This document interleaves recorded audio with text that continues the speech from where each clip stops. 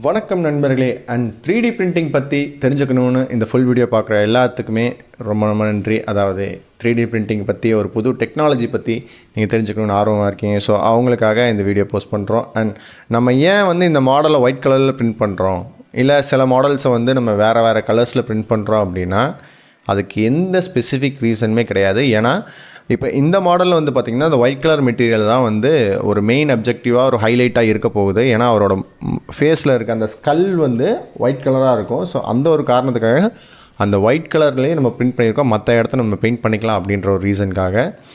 And மற்ற hairs எல்லாம் பார்த்திங்கன்னா நம்ம அந்த ஒரு ஃப்ளேம் மாதிரி இருக்கும் அந்த கோஸ்ட் ரைட்டருக்கு. ஸோ அந்த ஒரு காரணத்துக்காக நம்ம அதை ஆரஞ்சில் பெயிண்ட் பண்ணிக்கலாம். அந்த ஃபேஸ் கிளியராக இருக்கணும். எது ஹைலைட்டடாக இருக்கோ அந்த இடத்துக்கு தகுந்த மாதிரியான மெட்டீரியல்ஸ் தான் நம்ம சூஸ் பண்ணுவோம். அதாவது அதுக்கு தகுந்த மாதிரியான கலர்ஸ் தான் நம்ம சூஸ் பண்ணி ஒரு பிரிண்ட்டை நம்ம பண்ணுறோம் எப்போவுமே. அண்ட் இந்த 3D பிரிண்டிங்கில் இந்த டைம் ப்ராசஸ் எவ்வளோ ஆகும்னு நீங்கள் நினைக்கிறீங்க அப்படின்னா, இந்த கோஸ்ட் ரைட்டர் பிரிண்ட் பண்ணுறதுக்கு கிட்டத்தட்ட ஒரு 10 மணி நேரம் ஆச்சு. அதாவது 10 மணி நேரமாக அந்த மிஷினுக்கு பர்ஃபெக்டாக ரன் ஆகணும். அதில் எந்த ஃப்ளாஸும் வரக்கூடாது. அண்ட் அந்த 10 மணி நேரத்தில் கரண்ட் முக்கியமாக போகவே கூடாது. நம்மளோட ஸ்டேட் இருக்க சுச்சுவேஷனில் கரண்ட் எப்படி போயிட்டு வருதுன்னு அப்பப்போ சில பேர்த்துக்கு தெரியும். அண்ட் இதுலேயும் பார்த்திங்கன்னா இந்த பிரிண்ட் அவ்வளோ சூப்பராக வந்திருக்கு. ஸோ இந்த பிரிண்ட் உங்களுக்கு பிடிச்சிருந்தா இந்த வீடியோவை லைக் பண்ணுங்கள். அண்ட் 3D பிரிண்டிங் பற்றி இன்னும் கொஞ்சம் தெரிஞ்சுக்கணும், எப்போவுமே தெரிஞ்சுக்கிட்டு இருக்கணும் அப்படின்னு நினச்சிங்கன்னா இந்த சேனலுக்கு மறக்காமல் சப்ஸ்கிரைப் பண்ணுங்கள். அண்ட்